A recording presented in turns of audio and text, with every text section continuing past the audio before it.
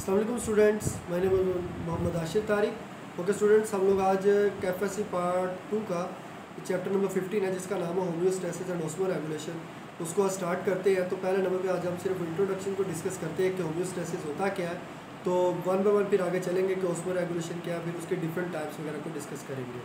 तो पहले नंबर पे आज हम जो डिस्कस करेंगे वो क्या करेंगे, होम्योस्टैसिस। तो होम्योस्टैसिस से रिलेटेड आप लोगों को पता है कि होम्योस्टैसिस क्या होती है।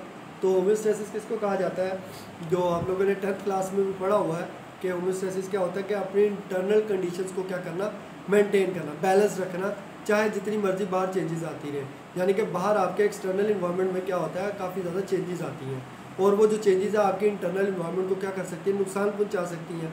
तो अपनी बॉडी को, अपने इंटरनल इन्वायरमेंट को बाहर के इन्वायरमेंट से क्या करना, बचाना और उससे अपनी बॉडी को क्या करना, बैलेंस कंडीशन में रखना।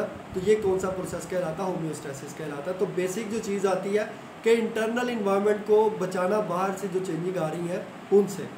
यानी कि अब हमारे जो टेम्परेचर है, अगर देखा जाए तो हमारा टेम्परेचर फ्लक्चुएट करता है। फ्लक्चुएट का मतलब होता है चेंज होते रहना। यहाँ पे फ्लक्चुएशन लिखा है चेंजेस, कि हमारे एक्सटर्नल इन्वायरमेंट में क्या आप लोगों को पता है हमेशा चेंजेस आती रहती है, टेम्परेचर जो हमेशा चेंज होता रहता है। तो लेकिन हमारी बॉडी का जो इंटरनल टेम्परेचर है वो 37 डिग्री सेल्सियस ही रहेगा। तो ये प्रोसेस कौन सा कहलाएगा, होम्योस्टैसिस कहलाएगा। कि बाहर जितनी मर्जी एक्सटर्नल इन्वायरमेंट में चाहे जितनी मर्जी फ्लक्चुएशन हो, जितनी मर्जी चेंजेस आए, लेकिन आपकी इंटरनल कंडीशंस क्या रहे, प्रोटेक्ट रहे, बैलेंस रहे, तो वो क्या कहलाएगा, होम्योस्टैसिस कहलाएगा।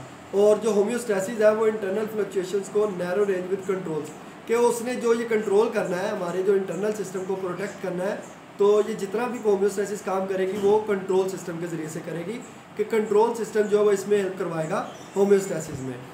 तो आगे चलते हैं, आगे हमारे पास आ जाता है होम्योस्टैसिस की मेन डेफिनेशन आ जाती है कि होम्योस्टैसिस की डेफिनेशन तो पढ़ ली। अब आगे हमारे पास आएगा कि होम्योस्टैसिस से रिलेटेड के इंटरनल इन्वायरमेंट और एक्सटर्नल इन्वायरमेंट क्या होती है।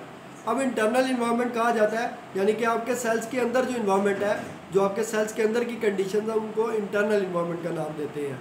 और दूसरे नंबर पे जो एक्सटर्नल इन्वायरमेंट है, जो आपका जहाँ पर ऑर्गेनिज्म, जैसे आप लोग हो, आप लोग बाहर रह रहे हो, ये जो आपके बाहर जैसे मेरे रूम है, तो मेरे रूम की जो इन्वायरमेंट है वो एक्सटर्नल इन्वायरमेंट है।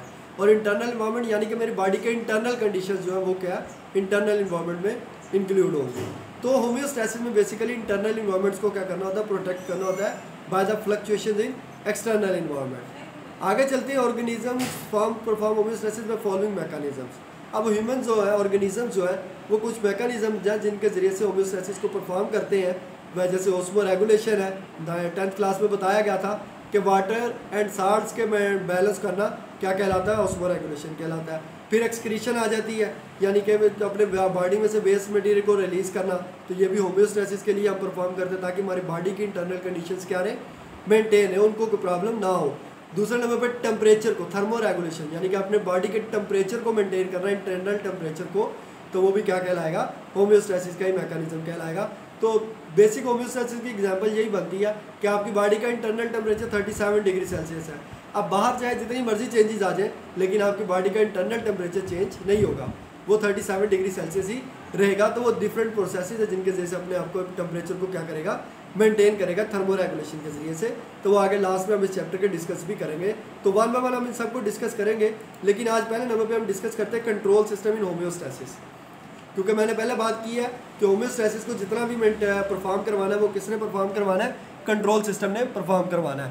तो कंट्रोल सिस्टम अब क्या होता है, वो क्या कैसे काम करता है, उसके अंदर कौन कौन से उसके पार्ट्स आ जाते हैं, तो वो सब बातें हम वन बाय वन डिस्कस करेंगे।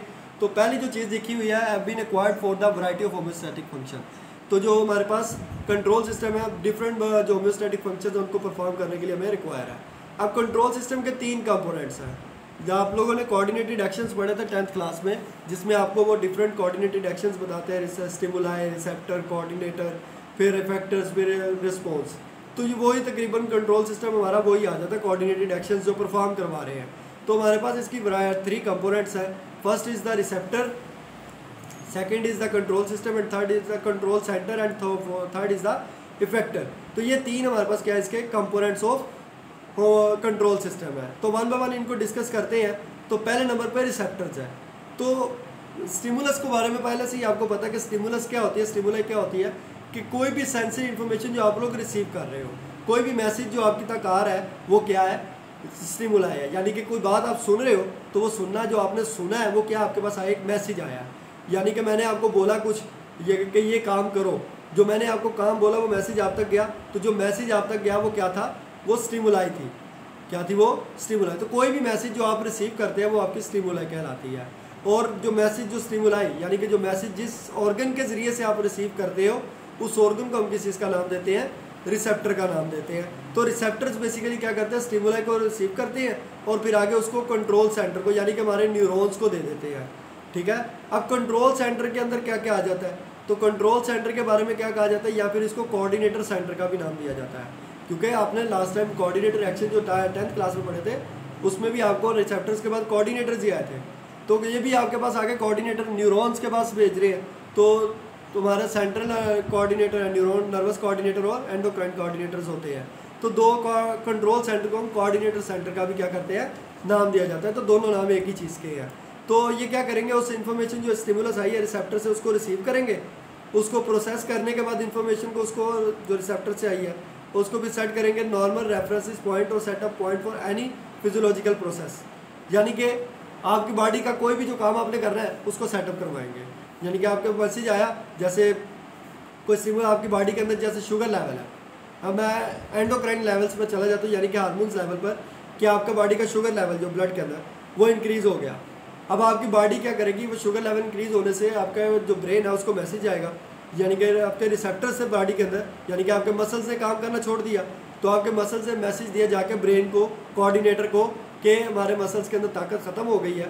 तो अब आप क्या करेंगे, आपका ब्रेन क्या करेगा, आपके जो डिफरेंट हार्मोन्स हैं जिन्होंने वो रिलीज़ करवाने हैं, उन जैसे पैंक्रियाज है, लबलबा जिसको कहते हो, तो उस लबलबा को मैसेज देगा कि इंसुलिन जो है उसको कम रिलीज़ करो, ग्लूकागोन को रिलीज़ करे, ताकि शुगर लेवल क्या हो, दोबारा से मेंटेन हो जाए, जिनके अंदर शुगर लेवल कम हो जाता है। तो ये हमारा फिर कौन काम करेगा, कंट्रोल सेंटर काम करेगा। अगर सिंपल सी एग्जांपल अगर आपको समझाई जाए, कोऑर्डिनेटर्स दो तरह के पढ़े थे, नर्वस कोऑर्डिनेटर और एंडोक्राइन कोऑर्डिनेटर। ये जो बात पहली बात मैंने की है वो एंडोक्राइन कोऑर्डिनेटर यानी कि हार्मोन्स लेवल पर जाकर बात की है। लेकिन अगर मैं सिंपल सी नर्वस सिस्टम पर बात करूँ, नर्वस कोऑर्डिनेटर्स पर, जैसे आपका ब्रेन है, कि मैंने अभी मुझे बात सुनी, तो आपका ब्रेन क्या करेगा कि वो मैसेज जाएगा, आप फैक्टर्स ने सुना था, वो मैसेज जाएगा आपके ब्रेन तक। तो ब्रेन आपका क्या एक नर्वस कोऑर्डिनेटर है। तो नर्वस कोऑर्डिनेटर क्या करवाएगा, उस मैसेज को रिसीव करने के बाद उसको ऊपर प्रोसेस करेगा, प्रोसेस करने के बाद जो काम कर रहा है उस काम को सेट करने के बाद, यानी कि सेट पॉइंट यहाँ यूज़ किया है, रेफरेंस पॉइंट या फिर सेट पॉइंट, यानी कि कोई भी जो काम करना चाह रहे हो, जो आपसे वो करवाना चाह रहा है, उसको वो फिक्स करेगा। फिक्स करने के बाद वो आपकी बॉडी को आगे मैसेज पास कर देगा, किसको, इफेक्टर्स को। यानी कि आपको किसी ने कोई गर्म चीज़ है, तो गर्म चीज़ को आपने हाथ लगाया, तो हाथ लगाने के बाद मैसेज किसको मिला, आपके हाथों के रिसेप्टर्स को। वो मैसेज गया आपके ब्रेन के पास, यानी कि नर्वस कोऑर्डिनेटर के पास। तो आपके कंट्रोल सिस्टम ने क्या किया, उस मैसेज को प्रोसेस किया, प्रोसेस करने के बाद उसको आपको सेट पॉइंट किया कि आपने हाथ पीछे करने हैं। तो वो मैसेज आपके किसके पास चला जाएगा, हाथों के पास, जिससे वजह से आप हाथ पीछे कर लोगे। तो जो हाथों तक मैसेज गया है वो आपके क्या कहलाएंगे, इफेक्टर्स कहलाएंगे। तो जो आपके इफेक्टर्स ने काम करना है उनको सारी कमांड कौन देगा, उनको सारा कंट्रोल कौन करेगा, आपका कंट्रोल सेंटर कंट्रोल करेगा। ठीक है, कंट्रोल सेंटर वो इन्फॉर्मेशन भेजेगा आपके इफेक्टर्स के पास, यानी कि मसल्स के पास, और आप फिर उसके खिलाफ क्या करोगे, रिस्पॉन्स शो करोगे। जैसे गर्म चीज़ को पकड़ा था, आप पकड़ते छोड़ देते हो, तो पकड़ा तो मैसेज गया कंट्रोल सिस्टम के पास। कंट्रोल सिस्टम ने आपके हाथों को कमांड किया कि आपने अब हाथ क्या करने, पीछे करने, तो आपने उसी वक्त अपने हाथ क्या कर लिए, पीछे कर लिए। तो ये हमारे पास क्या थे, कंपोनेंट्स से हमारे कंट्रोल सिस्टम का। जो काम किया वो इफेक्टर्स ने किया, और करवाने वाला कौन था, कंट्रोल सेंटर। कंट्रोल सेंटर को इन्फॉर्मेशन किसने दी, रिसेप्टर्स ने दी। तो ये हमारे पास क्या थे, कंपोनेंट्स थे हमारे कंट्रोल सिस्टम के, होम्योस्टैसिस में जो इन्वॉल्व होते हैं, यानी कि हमारी बॉडी से जो होम्योस्टैसिस परफॉर्म करवाते हैं, वो कंट्रोल सिस्टम था ये। अब ये आगे स्टिमुलस दिखा भी रहे हैं आपको कि ये हमारे पास कंट्रोल सिस्टम इन होम्योस्टैसिस के स्टिमुलस मैसेज आया, वो किसने डिटेक्ट किया, रिसेप्टर्स ने। रिसेप्टर से वो मैसेज किसके पास गया, सेंट्रल नर्वस सिस्टम, यानी कि जो हमारा कंट्रोल सिस्टम था। तो कंट्रोल सिस्टम के वो मैसेज गया, कंट्रोल सिस्टम ने वो मैसेज को क्या किया, यानी कि ब्रेन और स्पाइनल कॉर्ड के पास मैसेज गया, वो मैसेज आगे पास हो जाएगा किसके पास, इफेक्टर्स के पास, यानी कि आपके मसल्स के पास काम चला गया। जैसे मैंने आपको एग्जांपल दे दिया पीछे कि कोई गर्म चीज़ को आपने हाथ लगाया, आपने हाथ पीछे किया, तो मैसेज, हाथ लगाया तो मैसेज आपके हाथों को मिला, वो ब्रेन तक गया, यानी कि कोऑर्डिनेटर तक, तो फिर आगे आपने हाथ पीछे कर लिया, तो वो आपके इफेक्टर्स ने हाथ पीछे कर लिया। तो ये पूरे का पूरा आपका एक कंट्रोल सिस्टम है। जिसके ज़रिए से आपकी बॉडी होम्योस्टेसिस को क्या कर रही है, मेंटेन कर रही है। अब एग्जांपल होती है एग्जांपल ऑफ कंट्रोल सिस्टम, कि यहाँ पर आपको नज़र आ रहा है कि एग्जांपल किस चीज़ की, उन्होंने वही चीज़ टेम्परेचर से रिलेटेड दिया कि बॉडी का टेम्परेचर जो 37 डिग्री सेल्सियस है, कि स्टिमुलस आई कि मैसेज आपकी बॉडी का टेम्परेचर इंक्रीज़ कर गया, अब उसने नॉर्मल करना है ना, तो क्या हुआ, आपकी बॉडी का टेम्परेचर इंक्रीज़ हो गया जी, 37 डिग्री सेल्सियस से बढ़ गया।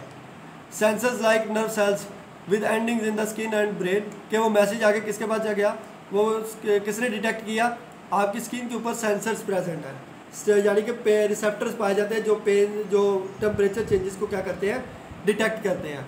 उन्होंने उन चेंजेस को डिटेक्ट किया, डिटेक्ट करने के बाद मैसेज क्या गया, फिर आपकी बॉडी ने क्या किया, temperature regulate centre in brain, कि वो मैसेज जाकर दे दिया आपके ब्रेन को, और आपके ब्रेन ने क्या किया, अपने उसके अंदर एक सेंटर पाया जाता है टेम्परेचर रेगुलेशन सेंटर, उसको एक्टिव किया, जिसने क्या किया, आपके स्वेट ग्लैंड को एक्टिव करवाया थ्रू आउट आपके, यानी कि स्वेट ग्लैंड एक्टिव हुए, फिर आपको पसीना आया, और पसीने के ज़रिए से जब हवा चली तो आपके जो बॉडी में से हीट जो थी वो क्या हो गई, ख़त्म हो गई।